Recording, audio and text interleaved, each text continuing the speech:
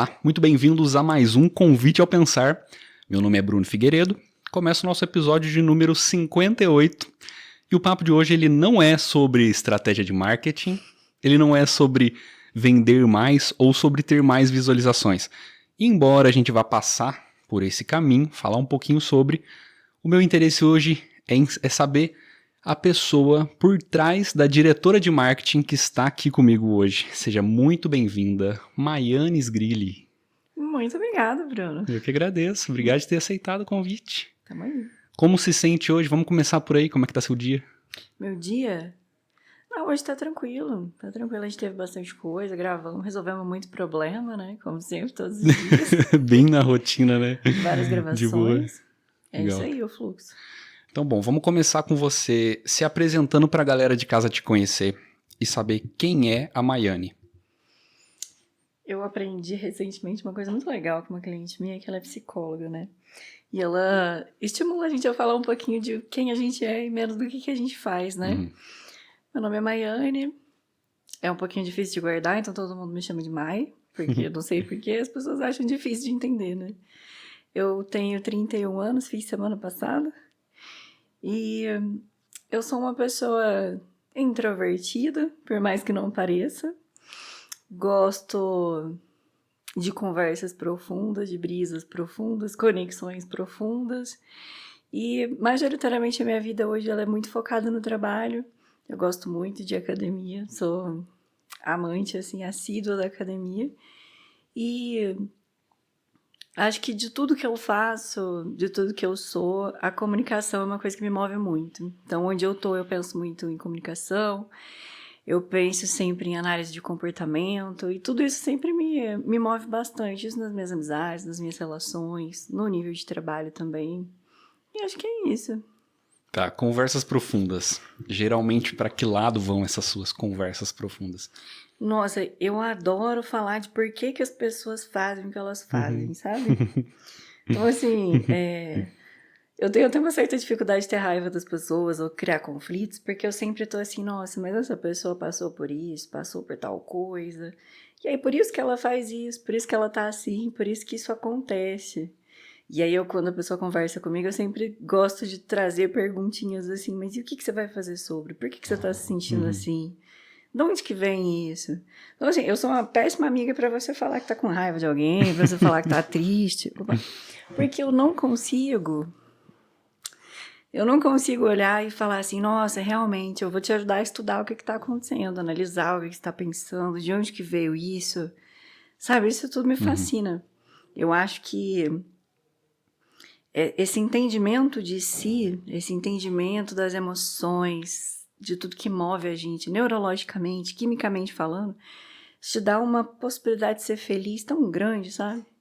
E a felicidade, ela me encanta, porque é uma coisa, parece simples, mas ela é simples, né? Mas ela é muito difícil de ser alcançada. Então, se tem uma maneira de você descobrir caminhos para ser feliz, por que não conhecê-los, né? E o meu feliz e o seu feliz não são os mesmos. Então, cada um tem que fazer esse estudo, né? Cada um tem que olhar e falar, nossa, eu gosto disso, eu gosto mais daquilo, eu quero isso pra minha vida, esse que é o meu propósito, e cada um tem que estudar isso. E se eu puder te ajudar, assim, 1% na tua jornada, da tua felicidade, eu vou fazer questão. Mesmo que eu não te fale o que você quer ouvir, sabe? Mesmo que eu não te fale o que você gostaria de ouvir naquele momento. Esse inclusive, é meu propósito de vida. Eu sei que eu estou na Terra para isso, para ajudar as pessoas a serem felizes. Como? Aí vai vendo, né? Um bom propósito. Sim. Agora, falando de felicidade, já que você trouxe esse gancho, onde está a sua felicidade ultimamente? O que tem te trazido felicidade? Olha, eu acredito... Eu meço muito a questão da felicidade com, assim, na hora que eu estiver lá no leito de morte, assim, na hora que eu estiver lá velha, o que vai ter feito diferença pra eu falar, pô, foi da hora, sabe? É isso, vivi, fiz o que eu tinha pra fazer. Pra mim, sempre foi a sensação, sempre não, né? A gente amadurece muito, mas é a sensação de falar assim, a minha parte eu fiz. O que eu tinha pra fazer em mim, sobre mim, tá feito. É claro que se eu puder estar financeiramente estável, eu vou ser ainda mais feliz. Se eu estiver com o meu parceiro junto, eu vou ser ainda mais feliz. Eu acho o namoro, o casamento uma coisa muito mágica. É uma coisa que eu acho muito feliz. Ter alguém pra dividir contigo, sabe? Porque, assim, a gente tem amigos, a gente tem família, você tem filhos, mas fechar a porta do quarto e chorar junto com você na cama é só o teu parceiro de vida. Essa é uma relação que ela é muito especial. Eu vejo ela muito especial. Claro que ter filho é lindo, né? Tem muita gente que tem relações ótimas com família e amigos. Mas esse nível de dividir o fardo é só o teu parceiro de relação. E eu acho isso mágico. E se eu puder chegar no final da minha vida e falar assim, olha, tive os relacionamentos bons, ou o relacionamento da minha vida, e tô com um dinheirinho, e eu fui a melhor pessoa que eu pude, nossa, eu vou morrer feliz.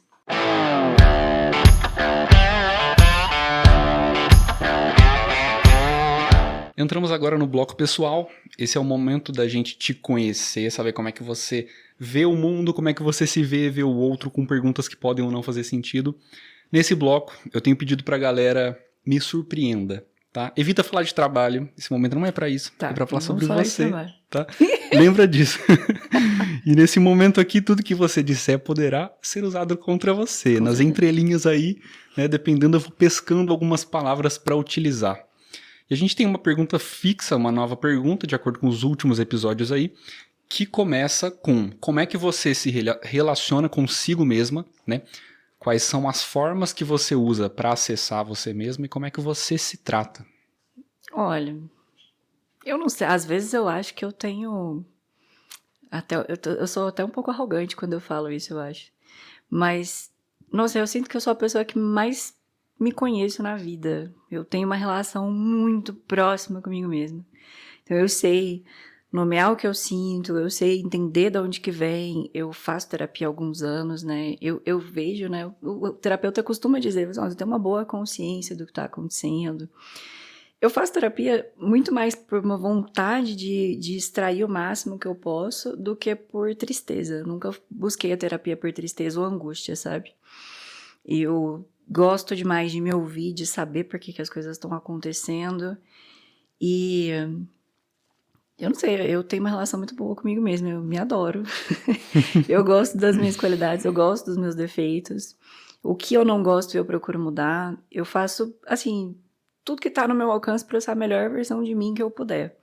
E eu acredito que, tirando isso, é pouca coisa que tá no nosso controle, de fato.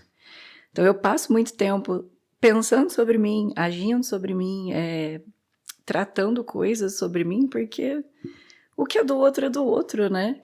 O que é do outro não tá no meu poder, não tá no meu controle e muitas vezes nem tem a ver comigo. Eu sou uma pessoa que eu gosto muito de pensar que alguém me traiu. Não tem a ver comigo, de fato, sabe? Porque ele trairia qualquer outra pessoa. Calhou de ser eu. Alguém me distratou, alguém me tratou mal. Não sou eu, aquela pessoa tá num dia infeliz, ela tem uma vida infeliz, ela tá com um momento ali. Eu não levo pra mim, sabe? Eu vejo o outro da mesma forma que eu me vejo. Ele tem lá um mundinho dele na cabeça dele, com as vidas que ele passou, com todo o contexto. Então ele é o outro. Eu posso saber melhor como me relacionar dependendo de cada pessoa. É uma coisa que eu busco, né? Eu sinto até como se fosse um joguinho, tipo, eu sei a sua personalidade, eu sei a personalidade dele, eu sei como as personalidades se relacionam, mas o meu relacionamento mais forte, com certeza, ele é comigo mesma. Eu sinto que é uma intimidade muito grande, né? Você consigo mesmo. Onde você vai, você tá. Tudo que você pensa, você ouve. E uma coisa que eu sinto que não é tão comum assim, porque eu tenho uma dificuldade muito grande de encontrar pessoas que me entendam, sabe? Eu tenho uma dificuldade de encontrar pessoas que me veem na mesma profundidade que eu me vejo. Porque a gente só vê o outro na mesma profundidade que a gente já se vê. E muita gente foge de si, né? Foge dos seus sentimentos, foge das suas angústias. Então, assim, eu me sinto às vezes bem isolada, sabe? Tanto cognitivamente quanto emocionalmente. E já que a gente tá sempre nesse universo próprio, por que não ser seu melhor amigo, sabe? Não ser a pessoa que mais tá ali pra você, sabe? É muito mais fácil falar do que fazer, com certeza, né? Porque envolve uma priorização de si mesmo que ela é muito forte, né? Tanto a nível de relacionamento como a nível de rotina, né? Você se cuidar, comprar as coisas que você acha que precisa, frequentar uma academia, investir financeiramente em si mesmo, né? Porque às vezes é fácil a gente também se deixar meio jogado, né? Esse é o momento em que tem o selo da terapeuta feliz. Se a sua terapeuta estiver assistindo, ela vai ficar assim, nossa, tô orgulhosa, legal. Muito bom. A gente aproveitando este caminho, você falou que você tá com 31, vai fazer 31? Já fiz 31. Já fez 31. Uhum.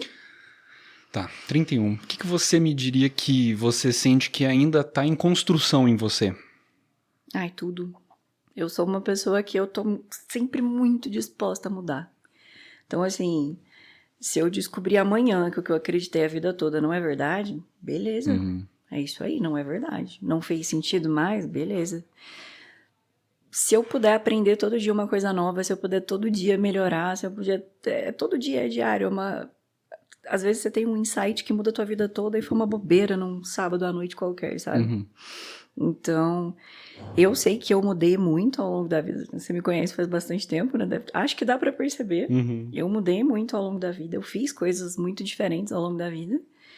E eu acho que tá tudo em construção e sempre vai estar. Porque eu tô aberta a isso, né? Eu busco essa construção. Então, tá tudo em obra. Você se lembra de alguma mudança, assim, mais marcante, mais forte? Alguma coisa que você teve que reinventar, deixar de ser, ou às vezes por algum acontecimento, ou partiu de você e falou, nossa, isso aqui eu preciso mudar. Algo mais recente ou não necessariamente que vem à mente agora?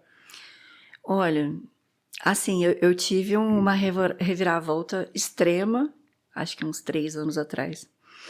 Eu ainda sou, na verdade, uma pessoa que é emocionalmente mais reclusa, sabe? Eu sou fechada, meio secona e tudo mais.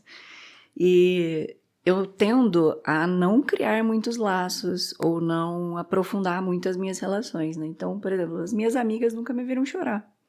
E é uma coisa que eu não consigo mesmo, sabe? Eu sou bem fechada emocionalmente. E a vida toda, o mundo, as pessoas, o trabalho, não vou falar do trabalho, mas é só um ponto. A vida te premia por ser fechado emocionalmente, praticamente. Tudo fica mais fácil, as relações ficam mais fáceis, o trabalho dá mais dinheiro, você sofre menos. Não posso dizer que não, sofre muito menos. Você ser fechado emocionalmente é muito confortável. Quase um escudo, vai. E ele te premia, sabe? O capitalismo premia isso. Querendo ou não, a não ser que você for artista. Aí realmente não vai te premiar. Mas, assim, as minhas relações, amigos, e todo mundo era da mesma forma. Então, a gente se gostava por ser assim. Eu ouso dizer até que a gente ficava achando que a gente era melhor do que as outras pessoas. Que quem é fechado emocionalmente não gosta de quem é emocionado, né? Então, tava ali nesse conforto como um todo. Só que na minha cabeça eu já sabia, né? É meio óbvio que isso não faz sentido. Pô, você é um ser humano, você tem emoções. Fingir que não é burrice. E eu sou muito contra burrice, principalmente quando você sabe que tá sendo burro. Só que eu não conseguia ver o que eu ganho por não ser fechada emocionalmente, sabe? Não tinha ganho, não tinha... Pra quê?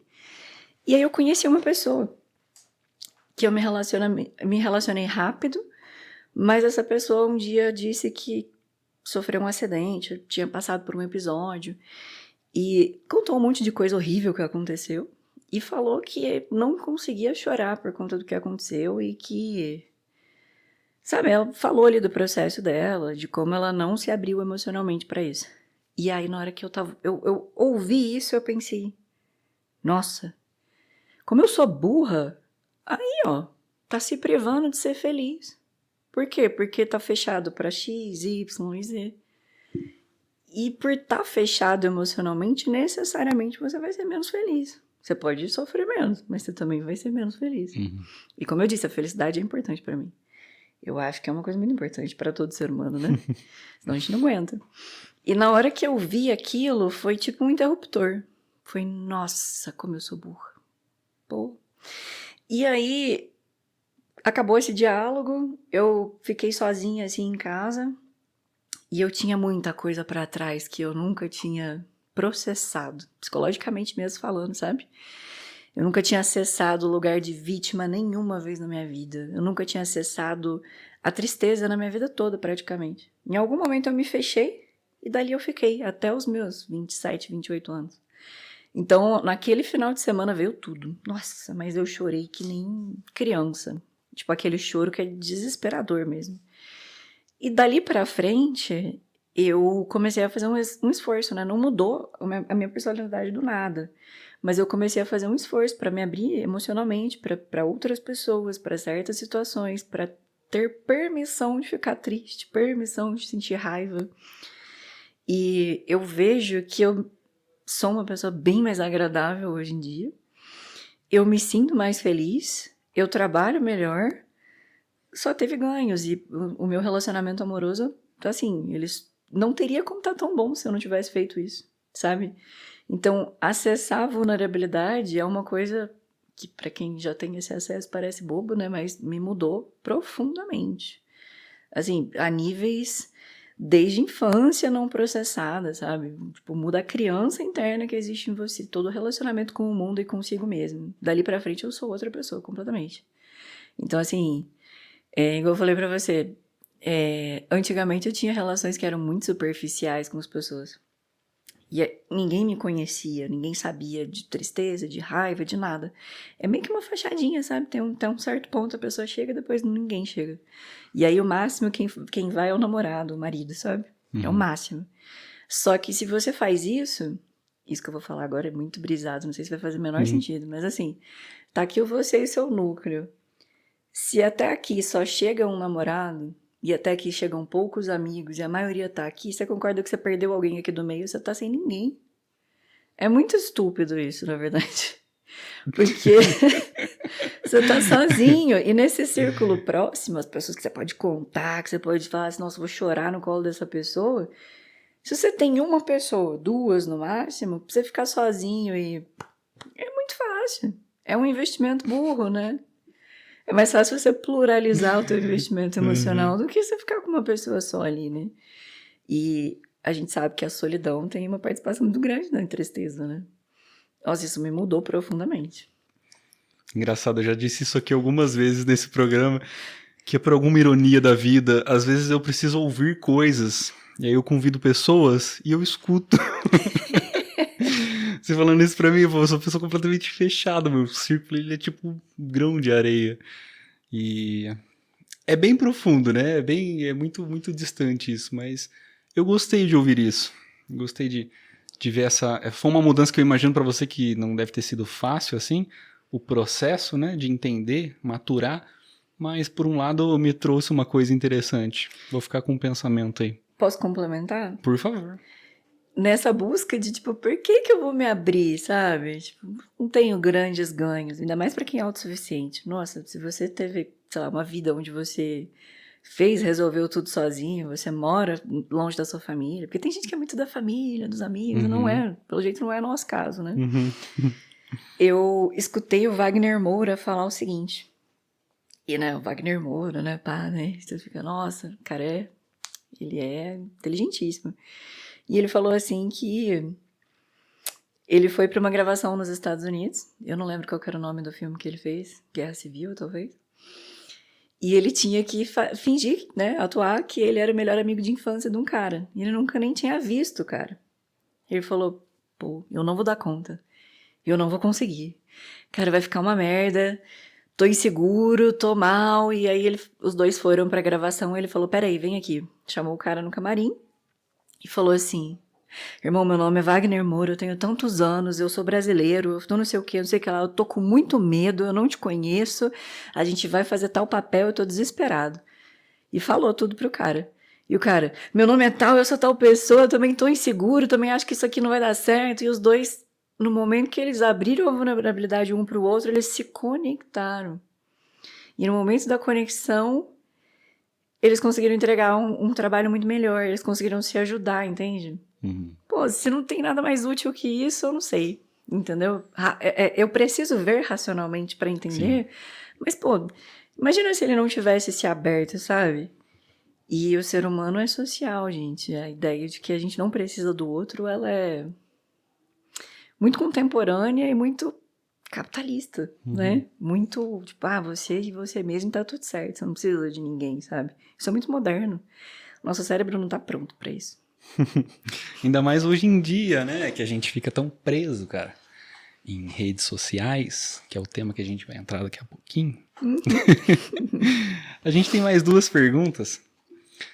Uma delas, na verdade, uma das perguntas você meio que já respondeu no caminho. Então, pra mim tá bem claro. Então, eu vou pular pra quarta e depois a última. Que se você se lembra de algum conselho valioso que você escutou na sua vida, se de pronto, assim, não te vier algum conselho valioso que você tenha escutado, se você gostaria que tivesse te avisado alguma coisa lá atrás. Vou deixar nessa escolha pra você, o que tiver mais fresco aí. Eu recebi esse conselho de muitos lados. Quando a gente é mais novo, às vezes seu pai e sua mãe vai te falar que você tem que seguir certas regras, né? Que você tem que fazer certas coisas. E mais pra frente eu escutei pessoas importantes a nível de trabalho falarem, por exemplo, você não pode fazer o que você quer. Você precisa fazer o que é necessário. E eu sempre fui meio rebelde, sabe? Ah, não. Eu quero fazer do meu jeito, eu quero fazer de um jeito específico. E eu escutei também, por exemplo, o Primo Rico falando, quando o seu nome chegar antes de você, você faz o que você quiser. Até lá, é cabelo, é roupa, é imagem. E existe um sistema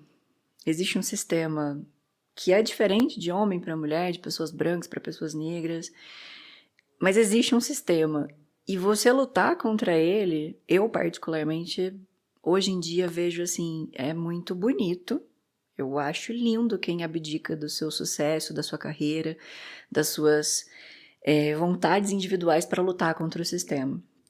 Isso seja movimentos feministas, sejam movimentos comunistas, sejam movimentos raciais. Eu acho importante quem consegue. Mas hoje em dia eu vejo da seguinte forma: a gente está dentro do sistema, ou você joga ou você sofre. E eu só posso falar da minha vivência, né? Eu tive uma adolescência, uma juventude onde eu era muito apegada a pautas feministas. Eu nunca me disse feminista porque eu não era militante. Eu não era de ir atrás, realmente fazer nada. Mas toda conversa comigo é um questionamento. Até hoje isso eu não mudei.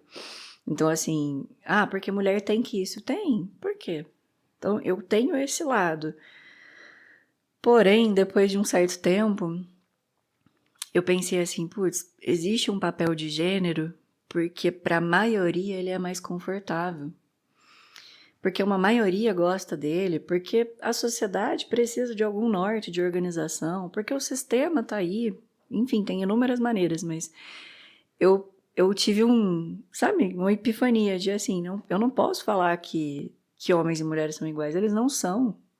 E não são nem perante a sociedade, nem biologicamente falando. E a gente querer que seja, não faz ser igual, faz você sofrer, entendeu? Porque se você não entender o seu lugar no jogo, no sistema, tu vai sofrer. E aí você pode, ou você vai sofrer a ponto de desistir, ou tu vai acabar mudando de ideia. No meu caso, eu não enfrentei grandes sofrimentos, eu vejo pessoas sofrendo. Mas eu me adapto e eventualmente eu vou usar o sistema contra ele mesmo. Eu penso muito nisso. Por exemplo, nossa, vou pegar uma tangente distantíssima aqui. Você conhece Baco Exu do Blues? Uhum.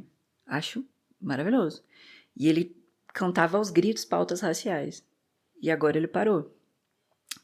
As pautas dele são muito mais subjetivas. Então, as pautas dele são: eu vou fazer uma multidão de gente branca cantar ponto de candomblé, de umbanda. E sente quanto que isso aqui tem muito mais poder, porque não tem atrito. Então, assim, não se ganha do sistema. Você pode usar ele de outras maneiras. E quando você acende, você pode voltar a falar sobre as suas pautas. Mas eu sou uma pessoa, hoje em dia, muito cética quanto a isso, sabe? Eu acredito que a gente tem tanto a evoluir como pessoa, como ser humano, para aí a gente poder falar de certas coisas, sabe? Então, assim, dentro das pautas de feminismo, por exemplo, teve muita coisa que eu entendi que a sociedade ainda não está preparada para viver isso, sabe? A sociedade ainda não está preparada para ver uma mulher que não quer casar, que não quer ter filho. E se você vai lá, e tudo bem, acho lindo quem faz. Se você vai lá e não segue o teu roteiro, não segue o teu script e milita, tu vai sofrer muito. Você tem que realmente estar disposto a isso. Eu não sei de onde que eu lembro desse conhecimento, mas tem pessoas que elas vêm ao mundo para conhecer e levar a palavra adiante, trabalhar com o mundo, sabe? Pessoas que vêm para caridade, para movimentos, para militância, para fazer o processo com o mundo. Eu sinto que eu vim para fazer um processo comigo mesma e levar aos outros. Não sei se eu consegui explicar isso de fato, mas você pode cumprir um propósito com a comunidade ou você pode cumprir um propósito consigo mesmo para depois levar para a comunidade. Então, se eu pudesse... Eu ouvi esse conselho de várias formas, muitas vezes, e eu queria ter aprendido antes que tem coisa que a gente idealiza, mas não é verdade. Então, se você luta contra, você não ganha. Você se prejudica como indivíduo. Ou a gente tem que abdicar de certas coisas do individual para poder ir atrás disso, para poder viver isso. E aí cada pessoa tem que entender se vale a pena ou não. Tá, vou pensar sobre. Muita informação para mim de uma vez. Eu tô buscando aqui. A gente fecha esse bloco com uma pergunta bem leve, tá? Muito suave, que é a pergunta que fecha. Ela vai depender da sua leitura dela, que ela pode ser bem ampla, mas é muito tranquila. Maiane, você já amou de verdade? Muito. Muito. Eu acho que, assim, com certeza eu me amo muito. Muito, muito mesmo. Agora, a nível de relacionamento pessoal, eu acho que eu não conseguiria estar num relacionamento onde eu não amasse muito. Porque, como eu disse, eu sou bem individualista. Eu sou fechada emocionalmente. Durante um certo tempo da minha vida, eu até negava, assim, que eu achava casamento uma coisa legal. Como eu disse, eu era muito militante. Ai, casaco, né? Tradicionalismo, questões de convenção social. E eu sempre entrava num relacionamento só quando eu não podia mais, sabe? Nossa, eu amo essa pessoa, eu vou ter que namorar. Porque senão eu preferiria ficar sozinha, sabe? Mas até que passou esses processos todos, assim, em relação à terapia, eu percebi, não, eu gosto mesmo de relacionamento, eu acho uma coisa incrível, mas ainda assim, eu não conseguiria sustentar um relacionamento sem amor. Eu acho que já é muito difícil com amor, entendeu? Já tem tantas outras coisas, mas eu acho, assim, que eu amei muito, eu sofri muito, eu tive, assim, relações profundas mesmo, que marcaram profundamente. E amo muito meu parceiro atualmente também. Então, eu sou uma pessoa apesar de ser poucos relacionamentos, são bem profundos. Eu amo muito minhas irmãs também, alguns amigos próximos. Acho uma coisa tão bonita, sabe? Acho que o que aproxima a gente de Deus é o amor, sabe? Até porque em muitas religiões, em várias coisas, né, a nível psicológico, social, amar o próximo é uma coisa tão difícil, né? E pra tu conseguir, você tem que estar tão perto de Deus, porque amar o próximo é difícil. Ainda mais quando o próximo é... Entendeu? Porque você amar a si mesmo, teu namorado, tua mulher, tua mãe, beleza, você ama, mas vai amar o próximo que tá ali no trânsito, sabe? E você conseguir amar o outro incondicionalmente, porque ele é você de alguma outra forma, ele é outro ser humano, ele é parte da criação do mundo, do universo. Isso é tão bonito, né? Eu queria muito ser capaz de chegar nisso até o final da vida. Mas eu já amo muito as pessoas, assim, de longinho, sabe? Amo ver uma criança brincando de longe, um idoso com a esposa. Eu acho isso lindo, eu amo a humanidade.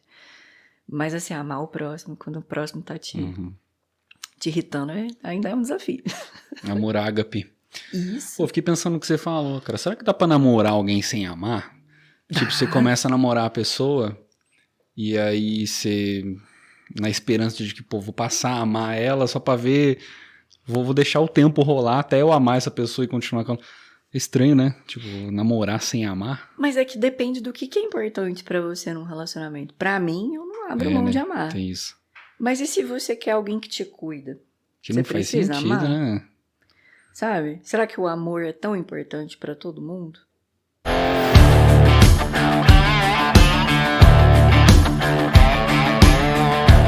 Bom, entramos agora no bloco O que você faz? Pra gente falar um pouquinho sobre a sua trajetória, conhecer um pouquinho a tua história, né? O que você faz.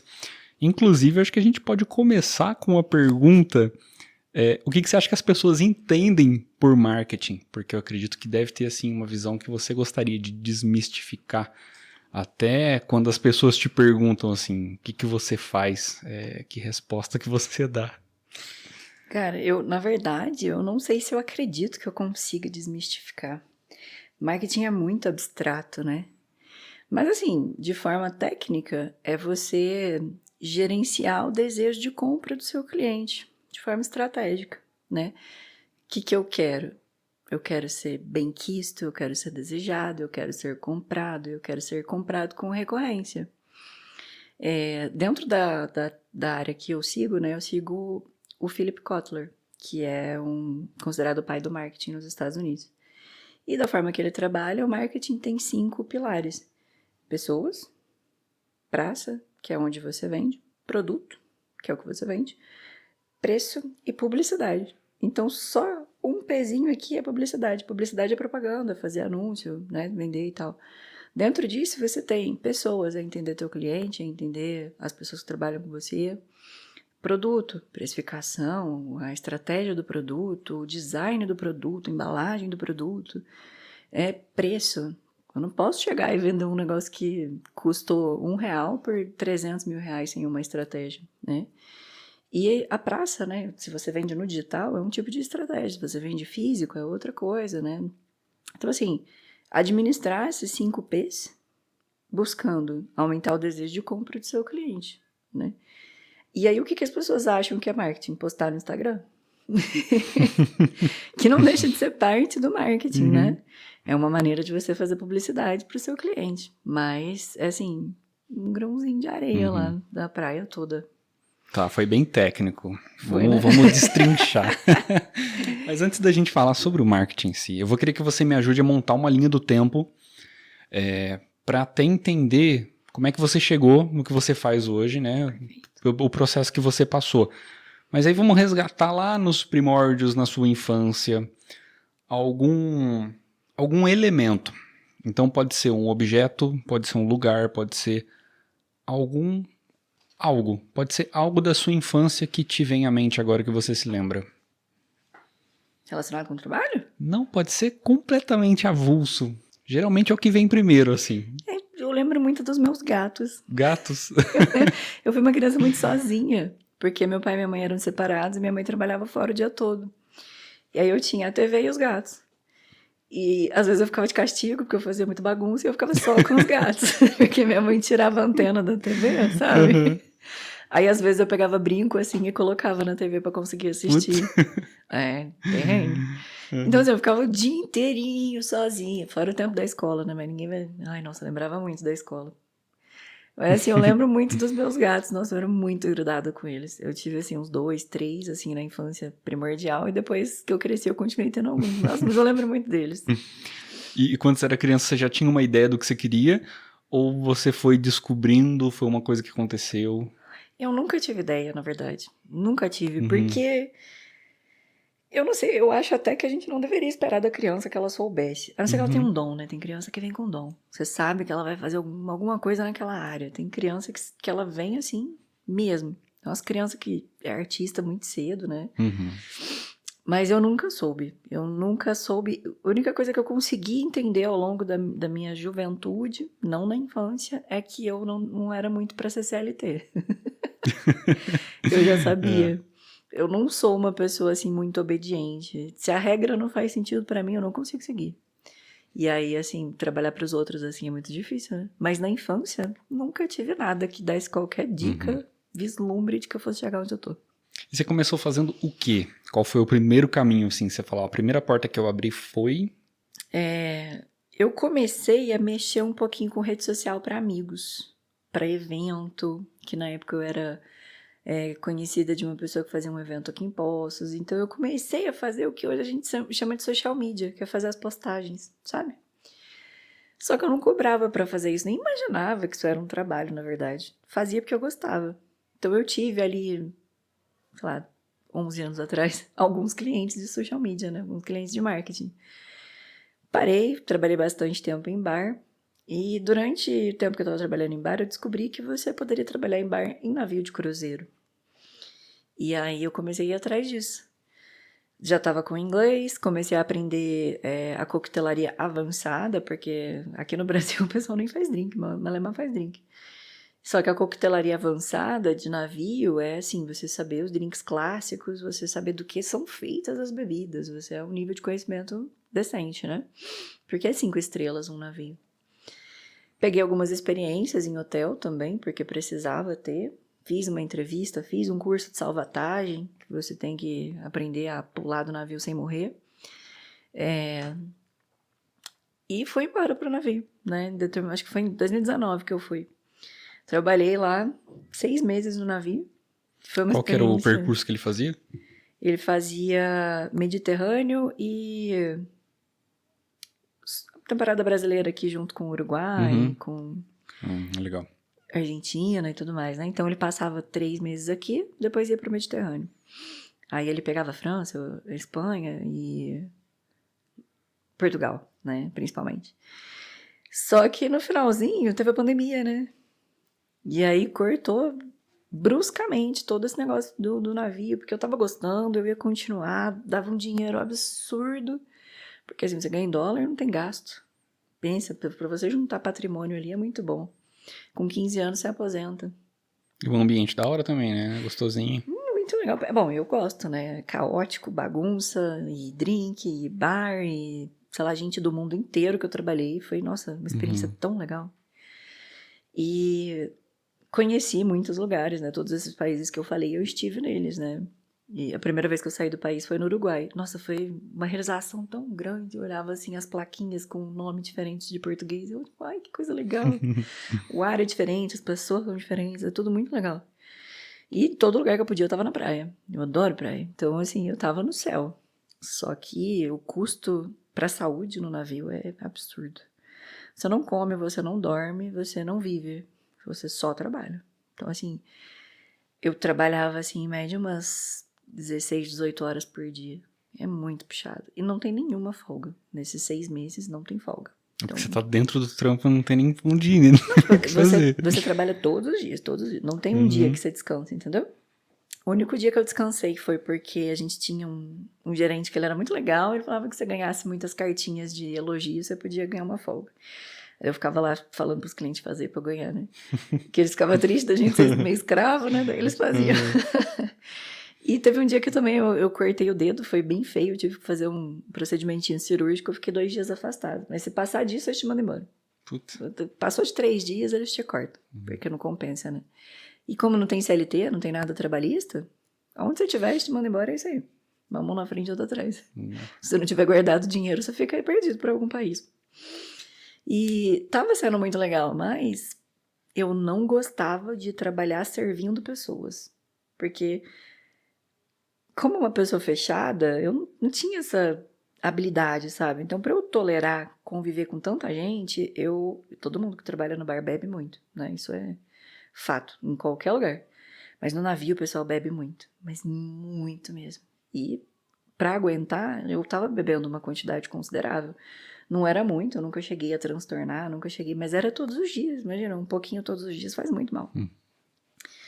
Então, assim, sem sono, sem comida, bebendo, né? Sem o menor nível de rotina. Cara, você adoece muito rapidamente. Tanto que eu não conseguia sentir saudade das pessoas daqui. Nem lembrava de nada. Você não sente nada, você fica muito apático. Quando você não dorme, você não tem, sabe? Você não sente nada. E aí, quando chegou a pandemia, parou tudo, eu voltei pro Brasil. Eu tava em Lisboa quando parou. Mandaram a gente de volta pro Brasil. Eu não tinha gostado, não. Mas mandaram a gente de volta. E depois que eu parei, eu pensei assim, poxa, tá dando certo esse negócio de marketing, né? Eu já tinha trabalhado outras vezes com isso. E se eu fizer uns extras nessa área até o navio voltar? Porque ficou um ano e pouco parado, né? E aí, na hora que eu voltei a trabalhar com marketing, eu falei, nossa, isso aqui dá tanto dinheiro quanto o navio. E eu não preciso morrer pra trabalhar, né? E aí eu resolvi ficar no marketing. E disso foi levando uma coisa, que foi levando a outra. Eu gostei de ser empresária, eu gostei de fazer o que eu faço. E eu fui evoluindo, né? A ponto de, hoje em dia, eu não fazer nada que é mais operacional, assim. Vídeo, foto, arte, postagem, eu não faço, mas eu direciono, né? E aí eu só adoro isso. É muito bacana. Da sua parte do seu trabalho, como você disse, que você direciona. Acredito que deve ter uma parte que é um pouco invisível, né? Porque, assim como eu aqui, o pessoal tá assistindo, acho que é só essa parte aqui. Tem um trabalho que acontece no off, que é a parte em que ninguém tá olhando. Acredito que do seu trabalho deve ter bastante coisa assim também, né? Como que é a rotina, como que é a execução em si do trabalho? O que mais acontece no off, eu acredito, é estudo, porque o marketing ele tem uma particularidade que o que você sabe hoje, às vezes amanhã não funciona, né? Atualiza rápido, né? Muito rápido. Então você tem que consumir muita coisa.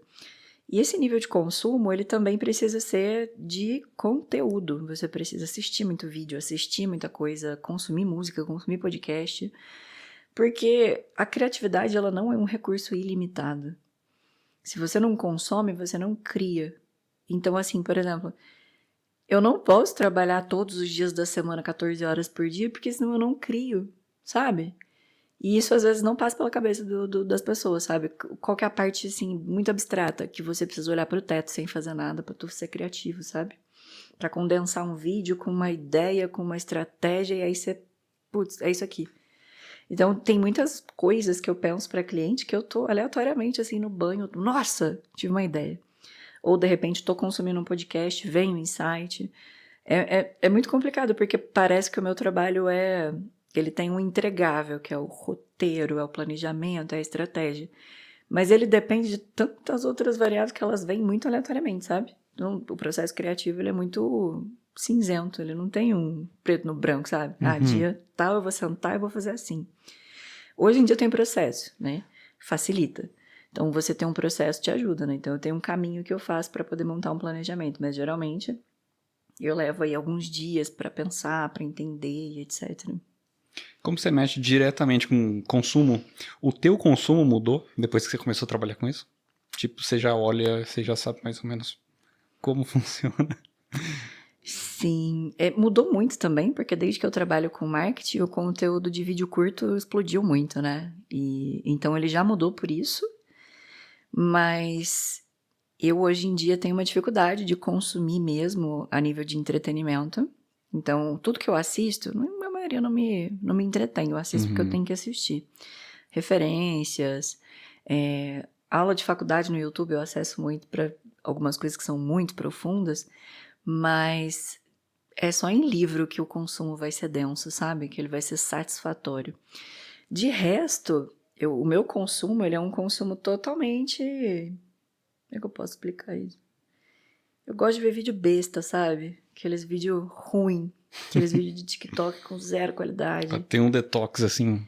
Cara, eu adoro vídeo ruim porque a gente sabe que o conteúdo de Instagram, o conteúdo de marketing, ele tá muito curado, sabe? Muito cuidadinho, vitrinezinha, pessoa perfeita. E eu já sei que isso vai cair. Tenho certeza. Toda teoria, toda estratégia de marketing, ela parte do mesmo princípio. Eu descobri uma coisa diferente, que me destacou do concorrente, e eu vou fazer. Deu resultado? Eu vou fazer mais. Aí o colega começa a fazer, todo mundo vai fazendo. Isso vale, por exemplo, para gestão de tráfego. Todo mundo fazendo gestão de tráfego. Eventualmente vai perder o efeito. Muito tempo atrás, pop-up, assim, que abria no e-mail, aquilo lá tinha uma taxa de conversão altíssima. Foi uma das melhores estratégias de marketing da história. E hoje em dia, você vê uma pop-up, você não faz a menor diferença. Então, assim, o que eu consumo tem muito a ver com o que eu quero entender que as pessoas estão gostando de ver, sabe?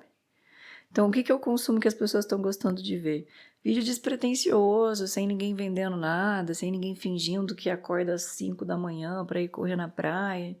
O meu consumo, ele tá sempre muito voltado a entender, sabe? Eu quero entender o que as pessoas estão consumindo.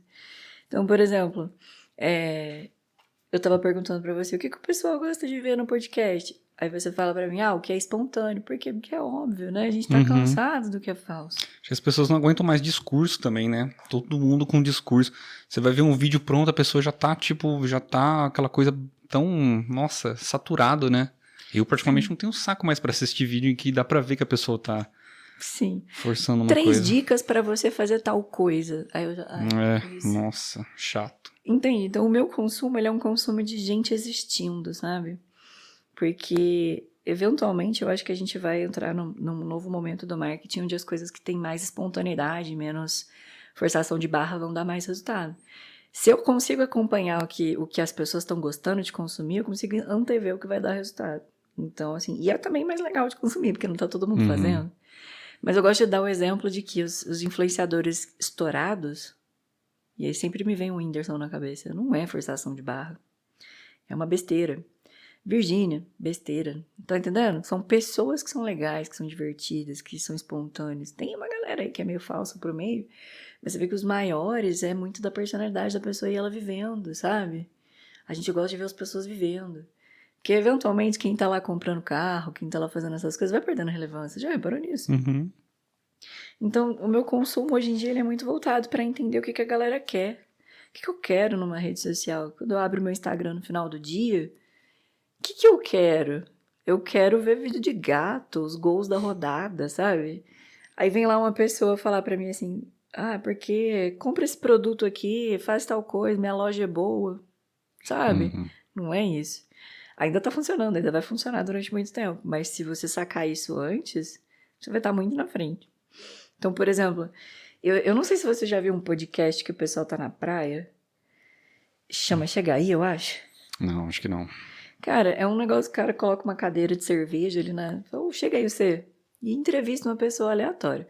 Teve vários que foram ruins, mas ele foi muito hypado na época que foi. Por quê? Porque foi despretensioso, foi bestinha, sabe? Tem muito conteúdo hoje em dia que cresce justamente por ser despretensioso mesmo, sabe?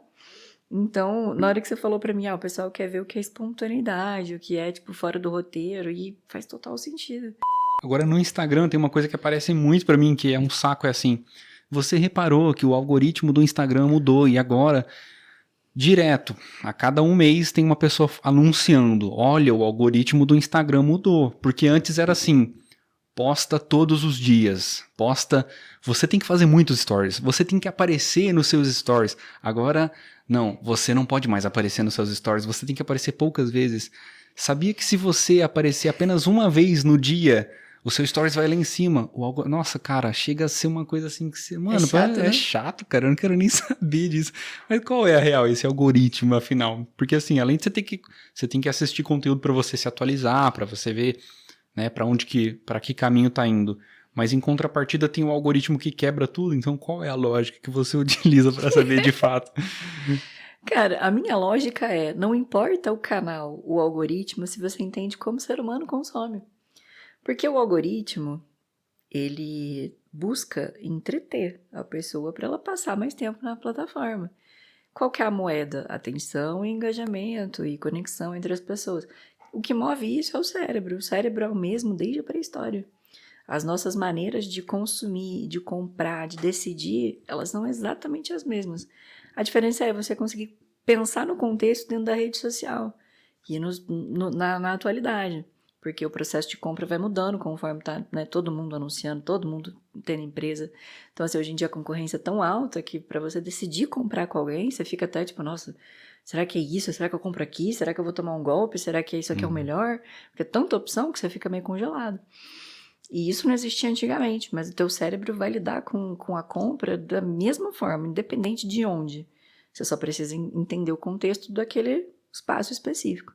No caso do Instagram, é que é muito fácil para um profissional de marketing viralizar se ele te falar 3 regrinhas. Aí você vem comigo, eu vou falar assim, olha, depende. Quem que é o teu cliente? Qual que é a média de idade? O que a pessoa... beleza, teu cliente é mãe de 40 anos. O que uma mãe de 40 anos consome no Instagram? O que ela quer no Instagram? Né? Como que ela vai comprar? Ela vai olhar em outro lugar? Ela vai perguntar para alguém? Porque a mãe, ela não vai pesquisar no Google às vezes. Ela não vai atrás do teu reclame aqui. Então, assim, o que faz sentido para ela comprar de você? Geralmente é a identificação. Só que isso só serve para uma empresa, vamos supor. E aí, como que eu vou falar em massa para todo mundo que depende, que é difícil, que tem que pensar, que tem que analisar? O que é gostoso de achar que resolve é as 3 diquinhas do Instagram mágicas que vão funcionar. Porque pode até funcionar em determinado momento, porque alguém analisou que se você posta 1000 stories, a galera vai cansar de ver tudo aquilo e vai, né, dropar, vai parar ali os seus stories. Assim, tem coisas que funcionam em média para todo mundo. Se você postar 7, 8 da noite, Vai ter um pouquinho mais de visualização porque as pessoas pararam de trabalhar e estão em casa, né? É só um hábito do ser humano mesmo, sabe? Então, assim, eu não gosto de pensar o que o Instagram e o algoritmo querem. Eu quero entender o que o teu cliente gosta. Como que eu vou encher menos o saco dele? Porque você já vai encher um pouco.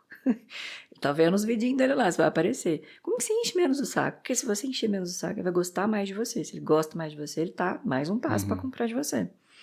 Então, é entender o que ele quer. Se você estiver no YouTube, é a mesma coisa. Como que você vai conversar com o teu cliente que está buscando o teu produto? Ele vai comprar de você em 1 mês, em 1 ano? Quanto tempo leva para ele decidir? O que o YouTube faz parte? Porque ele não compra no YouTube, ele vai ter que ir para um site depois. O que é a jornada dele, sabe? É por isso que o trabalho de marketing ele é muito complexo e ele costuma ser mais fácil para uma empresa grande, para uma empresa que já tem consciência, que já tem caixa, que já entende a jornada do cliente. Para uma empresa pequena, às vezes as 3 diquinhas do Instagram é só isso que ela vai conseguir entender que dá para fazer, sabe? Que tem que postar 3, 4 vezes na semana. Ela precisa de uma regrinha ali para ela fazer, porque é uma operação muito pequena, né? Mesma coisa o criador de conteúdo pequeno. Eu tenho que bater 3, 4 posts na semana, 3, 4 stories no dia. Às vezes é mais fácil para a pessoa comportar aquilo para ela executar, sabe? E aí fica mais simples para o profissional de marketing falar sobre, para ajudar, tipo, faz assim, esse básico aqui que vai funcionar. Só que a ideia de que isso vai funcionar para sempre ou muito, ela é meio... Você acha que as pessoas ainda seguem isso de horário de postagem, de frequência? Seguem. Seguem isso? Seguem. Nossa, eu nunca tive saco nenhum pra isso. Tipo, cara, eu vou postar... sei Se lá, for porque bom, é bom. quando você olha como um negócio, eu acredito que a visão é diferente, né? Mas eu acredito muito assim, eu tenho que confiar no que eu tô fazendo e eu vou fazer e se der certo, beleza. Porque eu acho que senão você vai ficar meio amarrado a essas regras e regras. Por exemplo, a regrinha dos 3 segundos, para engajar. Aí você tem que pensar no desejo, ou criar o desejo ou criar a necessidade. Eu já vi muita gente falar assim, aquele negócio de você tem que mostrar o problema e depois vender a solução. Cara, se eu for pensar em tudo isso, eu vou ficar preso em todo o conteúdo que eu for fazer. Eu tenho que moldar e modelar, não vai sair uma coisa espontânea, que eu acredito que deve ser o problema que muita gente tem. Até queria que você me levantasse um pouco o erro que você acha que as pessoas, principalmente essas empresas pequenas, igual você comentou, você acha que comete, que é tentar se modelar nesses padrões que as pessoas veem no Instagram e falam, nossa, vamos fazer um conteúdo daquele jeito, e aí não sai uma coisa espontânea. Já vi muita coisa que é um pouco forçada e não pega legal. E você acha que é pior o cara investir errado no marketing ou o cara não investir no marketing? Eu acho que é pior investir errado no marketing. Errado. Porque tem empresa que... A empresa, ela existe sem marketing. Só que se você gastar lá R$1.500 à toa, nossa, isso corrói a saúde da tua empresa, sabe? E o pior, você vai ficar com raiva de marketing depois, porque não vai ter funcionado, entendeu? E aí você nunca mais vai querer fazer. Então, assim, pra mim, é melhor você esperar um pouco do que investir errado. Mas eu acho que o maior erro de todos é achar que você precisa fazer um anúncio, falar da sua marca, postar seus produtos, esquecendo que o Instagram não é loja. Ele é uma rede social. É eu pessoa, você pessoa, o outro que é pessoa. Ela foi criada para a gente se conectar, para eu ver os seus stories da sua vida, para eu ver o teu feed das suas fotos.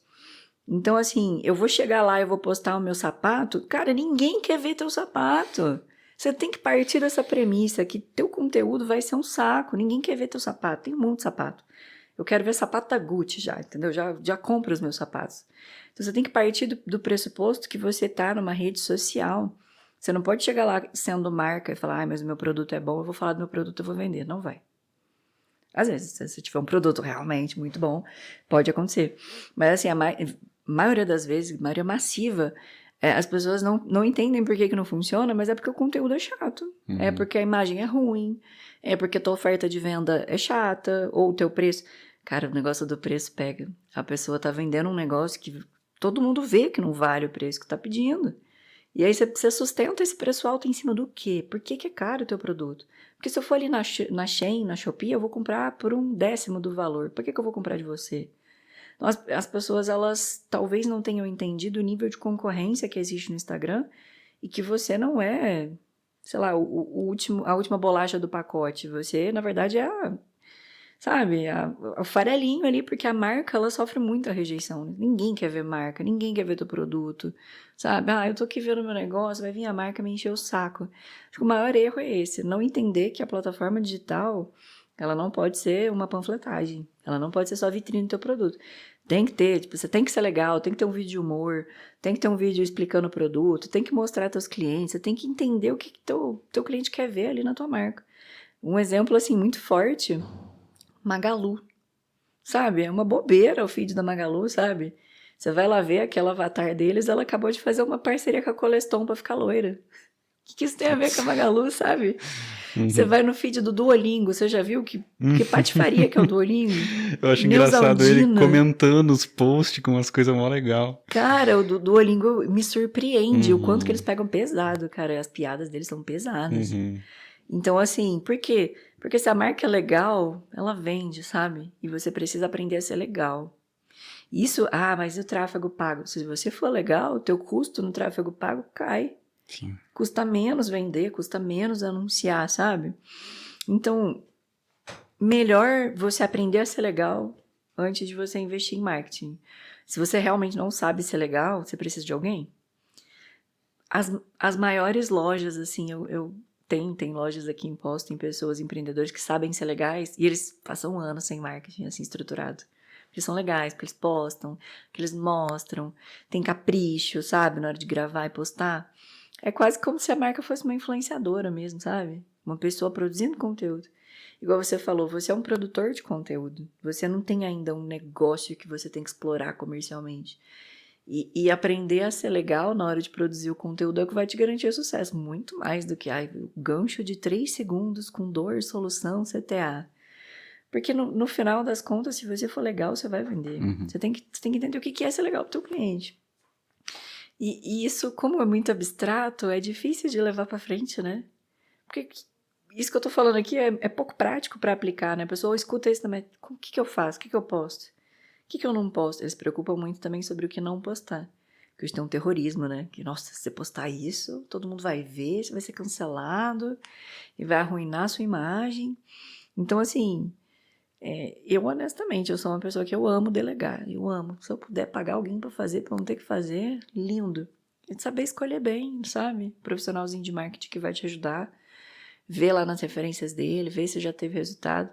Eu tava comentando com vocês aqui no off, o pessoal às vezes se impacta mais com roupa, com imagem, do que se você é um profissional inteligente. Então, será que você tá realmente pesquisando teu profissional de marketing, teu videomaker, você tá indo atrás, vendo referência, conversa com os outros clientes, vê feedback? Não é tão difícil escolher um bom profissional. Tem que ter tempo, né? Tem que olhar, tem que dedicar. E eu acho que um pouco dessa questão de querer fazer o gancho, CTA e dor e solução é querer uma solução rápida, né? Que é um caminho rápido para dar certo. E o pessoal da minha área, eles não ajudam, né? Porque você fica vendendo que você vai fazer o tráfego pago e vai vender 1 milhão numa noite. Porque você vai fazer um vídeo que tem gancho CTA e não sei o que, e você vai vender. Então fica muito nesse lugar de tipo, vai dar tudo certo, marketing é maravilhoso, é milagre. E não é. Nada numa empresa é milagre. Tudo, na verdade, é muito difícil. O que você estava falando do dono fazendo vídeo, igual que você comentou que tem aqui em Poços, acho até um case legal assim, que recentemente os donos das empresas, tipo o velho da van, começaram a assumir frente, né? Sim. O cara da Cacau Show, os caras começaram antigamente os caras não apareciam, e agora a gente percebe que as pessoas entenderam a importância de dar as caras, né, para se vincular à marca e começar a criar essa atmosfera e como se fosse um influenciador, e que isso potencializou as marcas a partir do momento em que umas pessoas começaram, e hoje em dia é quase que uma regra assim. E um caso legal de às vezes uma aposta que pode ter dado bom, pode ter dado ruim, eu não vou saber julgar, vou deixar para você, o da Havaianas, recentemente, que picotaram Havaianas aí e tudo mais. Então assim, os contrapontos, ao mesmo tempo que deu muito bom, porque, pô, todo mundo tava falando da Havaianas. Ao mesmo tempo tava todo mundo picotando Havaianas. Pra mim, eu acredito que daqui a pouco ninguém nem vai lembrar disso e eu acho que foi mais forte do que detrator. Do teu ponto de vista, como você vê essa campanha específica? Eu sei de dados, acho que é a diretora que passou, que financeiramente não fez diferença. Tem isso também, né? Tem A essa. nível de marca, eu não sei dizer se a Havaianas queria se posicionar ou não, né? Porque ela teria que abrir essa pauta com a gente. Eu quis fazer uma provocação? Ou aconteceu? Ou foi subjetivo? Porque a marca que não agrada nem a esquerda e nem a direita, ela vende menos, sabe? O posicionamento é quando você fala, eu vendo isso para tal pessoa, então eu não vendo tal coisa para tal público. Você rejeita parte do público, sabe? Se você agrada um lado e acerta, você vende muito mais. Então, pode sim ter tentado agradar mais a esquerda. A gente está num governo, entre aspas, de esquerda, tem uma possibilidade de reeleição.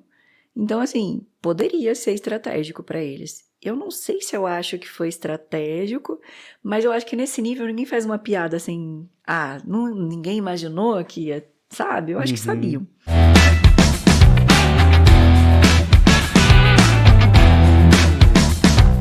Entramos agora nas perguntas do Instagram.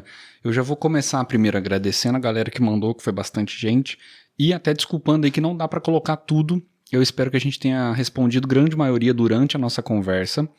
E a gente selecionou algumas perguntas aqui, começando por @drpablofonseca.implantes. Qual o equilíbrio entre marcar presença com a autoridade sem perder a seriedade? Olha, a autoridade e a seriedade são coisas que podem caminhar muito bem juntas, né? Eu acredito que nada que fuja do que você é como pessoa pode ser sustentado por muito tempo. Então, eu vou criar o meu perfil como pessoa no Instagram, vou criar minha autoridade, vou criar minha imagem. Eu só não recomendo você fingir que você é uma pessoa totalmente diferente de si. Você pode aprimorar, lapidar, mas se você fingir ser quem você não é, você não sustenta isso por muito tempo. Começa a ficar maçante, um peso realmente. Então, se você é uma pessoa séria, seja sério. Se você é uma pessoa comprometida, seja comprometido. Se você não é, tenta achar um meio termo, né? Do que é o profissionalismo, mas com algum tipo de descontração. Eu acho que muito importante esse equilíbrio entre o que você quer fazer, entre o tipo de conteúdo que você aceita fazer e quem é a tua essência. Não faça coisas que você não acredita ou que você não sustenta, com certeza. Até porque é um saco. Imagina você gravar um vídeo fingindo uma coisa que você não vai aguentar por muito tempo, né? É por isso que não tem muita gente que aguenta, né? Exato. @dorangescris. Qual é o papel da IA nesse contexto do marketing? Seria uma concorrência? Toda tecnologia que substitui o trabalho do homem abre caminho para a gente fazer uma coisa que elas não fazem. Então, assim, a IA vai substituir a gente em alguns pontos, né? Algumas profissões. A gente não tem como saber se o desfecho dela vai ser bom ou não, porque tem várias teorias de que ela mesma vai se destruir, né? E é muito imprevisível. Mas quando a IA te substituir na parte técnica, na parte estratégica, será que ela vai te substituir na parte artística, criativa profunda, sabe? Em gerar conexão? Então eu acredito que a gente vai expandir a nossa capacidade como profissional de marketing, né? Então, se hoje eu não preciso fazer um roteiro, será que eu consigo pensar em algo mais criativo, uma campanha mais legal, sabe? Eu acho que é isso. A partir do momento que a gente foi substituído de forma operacional, a gente passou a ser estratégico. E aí, se a gente vai ser substituído a nível estratégico, será que a nossa visão vai ampliar? A gente vai ser mais artista, mais humano, mais conectado? É difícil dizer, mas é pouco provável que a gente realmente pare de trabalhar na nossa geração, sabe? Vai ter outros caminhos pra gente. A não ser que pode ser também que todo mundo seja muito produtor de conteúdo, né? Porque a gente sabe que, apesar da IA estar aí presente, tem uma crescente muito grande por conteúdo original, por conteúdo mais cru, por conteúdo mais feito por humano, para humano, né? Quem sabe a gente vai ser mais produtor de conteúdo do que marqueteiro, né? E fora que a Shakira fazendo bagunça, a própria inteligência artificial parece que ela tem uma cara assim, né? Tanto pra texto, pra vídeo, pra tudo, que é uma coisa que eu acho que com o tempo aí a galera vai dar uma gastada. Hoje em dia eu odeio, eu vejo vídeo de inteligência, eu tenho raiva de vídeo com inteligência artificial. Sabe aqueles vídeos com, sei lá, não vou nem explicar. Mas nossa, eu fico com preguiça. Eu falo, gente, para, por favor, que é chato, cara. E é muito fácil hoje em dia identificar um texto feito, né? É texto sim, agora vídeo hoje em dia tá até complicado, tem coisa aí que tá ficando cada vez mais difícil. @t Tati Maciel. Dá para crescer no marketing sem se expor? Dá. Tem pessoas que não se expõem, mas custa mais caro.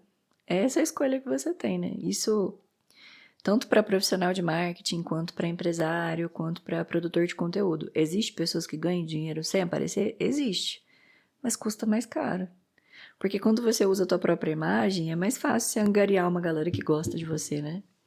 Então, assim, eu, empresário, posso pagar um influenciador para me substituir? Posso. A Havaianas tá lá com a mocinha que ganhou o Oscar, que não ganhou o Oscar, na verdade. Uhum.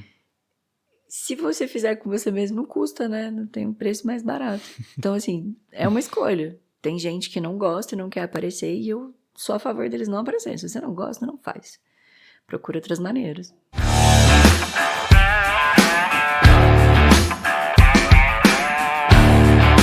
Entramos agora no modo aleatório, momento em que as perguntas podem ou não fazer sentido e a gente vai fugir um pouquinho do assunto.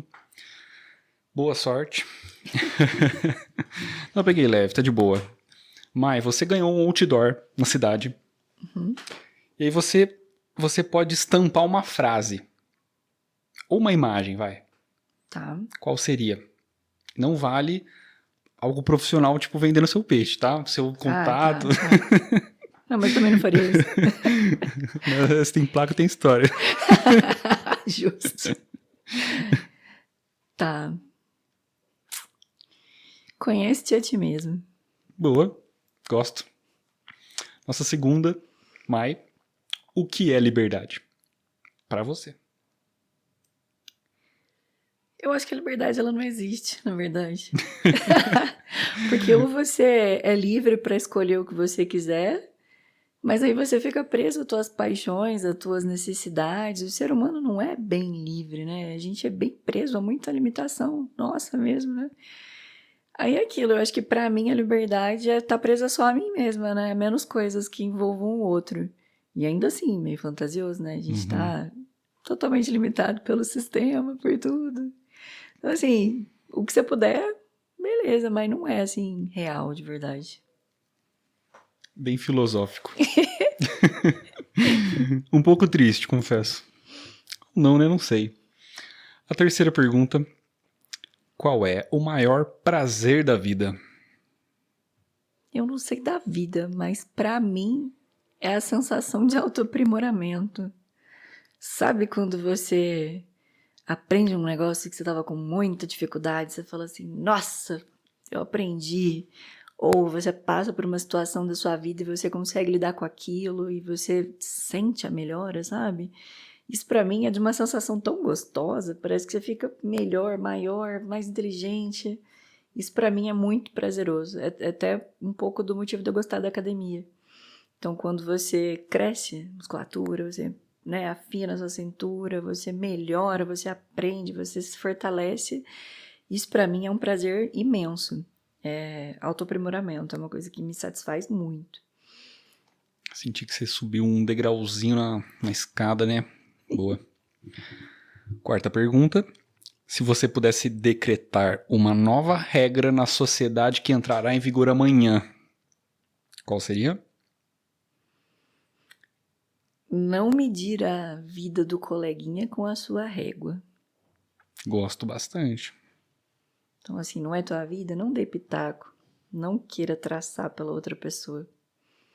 Se cada um tivesse um pouco mais de consciência disso, eu acho que as coisas seriam bem mais fáceis. Boa.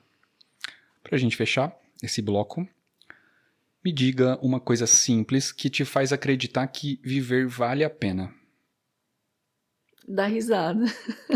É tão gostoso você se divertir sozinho, com alguém, numa viagem, assistindo um vídeo bobo. Nossa, rir é tão gostoso. É muito bom estar experienciando isso, sabe? A vida ser divertida. Eu acho que isso faz valer a pena estar aqui.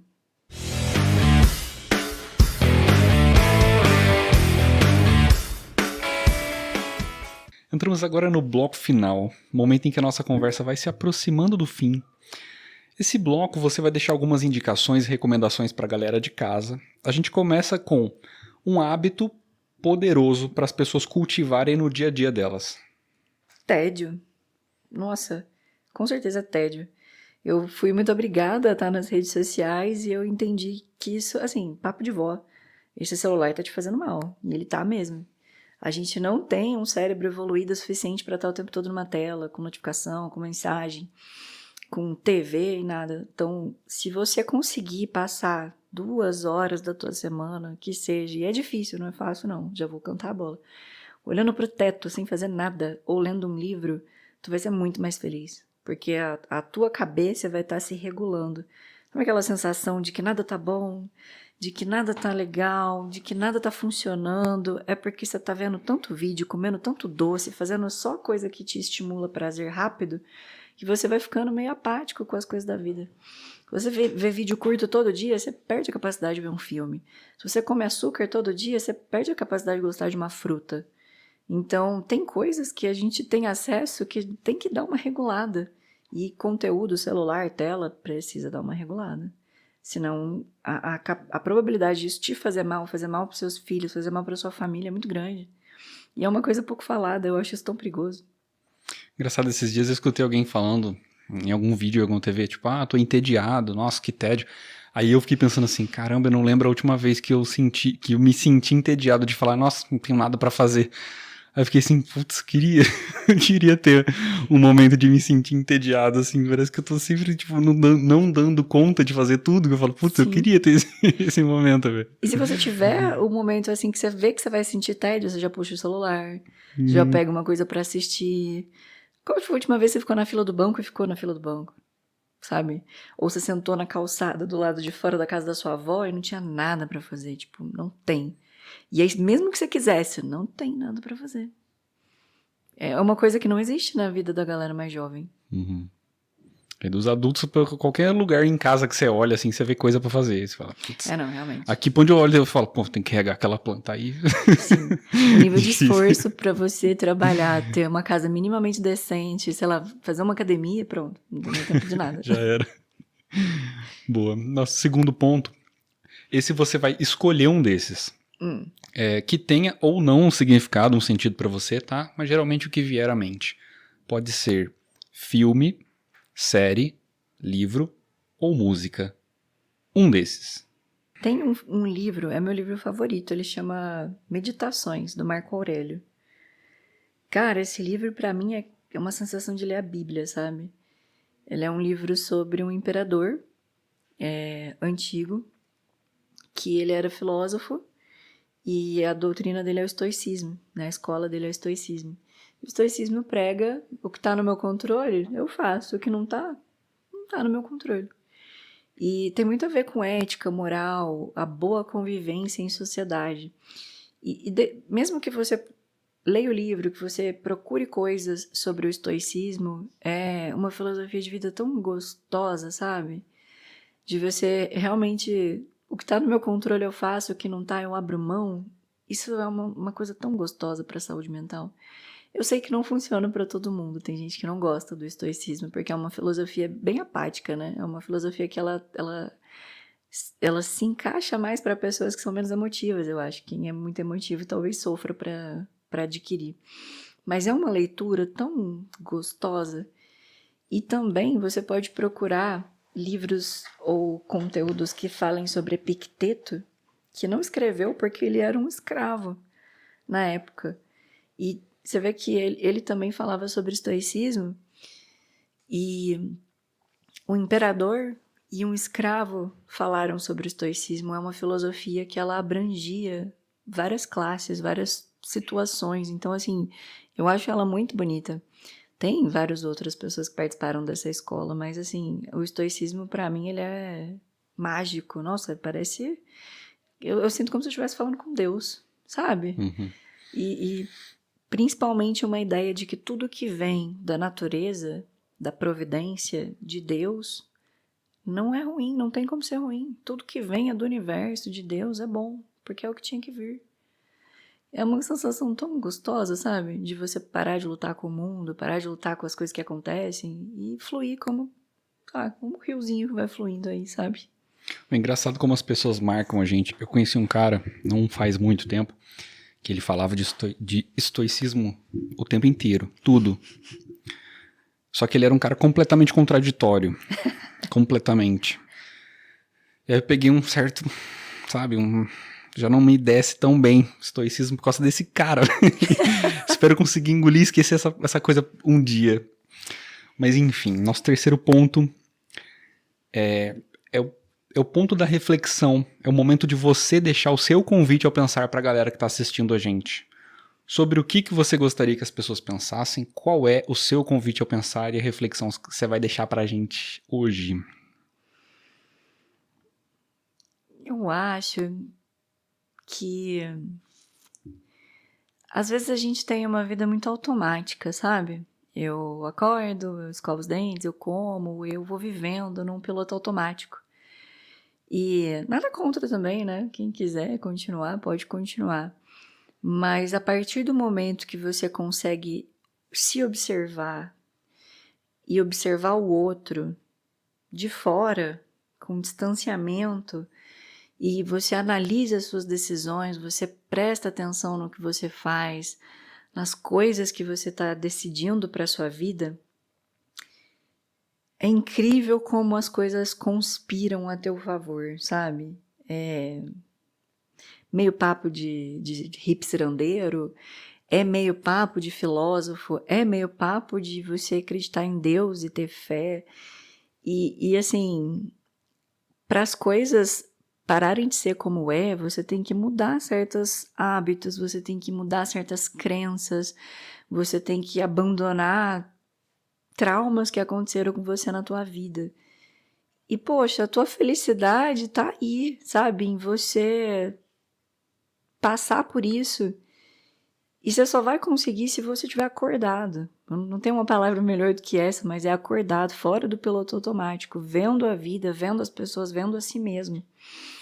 Se você não fizer isso por você, corre um risco tão grande de tu chegar lá no final e falar assim, nossa, eu não fiz nada do que eu queria, eu não fiz nada do que eu queria ser, eu não alcancei nada, eu só vivi um roteiro que me deram pronto, não aproveitei, eu não me conheci, eu não conhecia as pessoas a fundo. Poxa, que vida triste, cara. A tua felicidade, ela precisa tanto da tua atenção, de você querer olhar pra si, olhar para tuas tristezas, né? Fazer uma terapia, né? Se conhecer, se dar abertura para se conectar com o outro. Sair do piloto automático é uma coisa que mudou a minha vida e me trouxe tanta felicidade que eu queria, se eu pudesse, eu ia estar aqui nem testemunho de Jeová na porta de todo mundo, assim, cara, acorda, se conheça, conheça o outro, se conecte, vamos viver, porque senão, pra que a gente tá aqui? Se vigiar, se policiar. Se conhecer, se entender, né? Uhum. Obrigado pela reflexão, obrigado pelo papo. Eu que agradeço. E deixar um espacinho de considerações finais e que você deixe suas redes sociais pra galera te conhecer um pouco mais, conhecer seu trabalho também. Meu Instagram é a minha rede social principal. Eu sou muito a favor da gente ser mais enxuto nessas coisas. Então é Maianes Grilli. É facinho de achar. Aliás, não muito, porque meu nome é difícil de soletrar. Eu vou colocar na tela pra galera aí. Perfeito. Bom, gente, é isso. Lembrando pra você de casa que todo domingo, às 17 horas, eu estou aqui com um novo participante. Da semana passada foi a Maria Blasi. Ela que é psicóloga. Foi um papo bem legal. Da semana que vem, se você ficou curioso para saber quem estará aqui no nosso Instagram, @conviteaopensar, você pode ficar por dentro das novidades, mandar perguntas, se inscrever para ter um episódio aqui, você participando comigo, e ficar de olho nos outros formatos. Além desse estilo de vídeo que vocês estão assistindo, a gente tem o convite educativo, que é um material cultural. A gente tem o convite acústico, onde os músicos apresentam 3 faixas e ainda rola uma mini entrevista. E tem bastante coisa legal para vir por aí, tem um novo formato em construção, tá bom? O nosso link do Apoia-se tá na tela com o nosso QR Code do Pix. Toda contribuição ajuda, tá? Você pode contribuir R$12 por mês, gente. R$12 você ajuda esse projeto a continuar evoluindo e acontecendo, né? É isso. Se você assistiu esse vídeo até o final, muito obrigado e até a próxima. Valeu!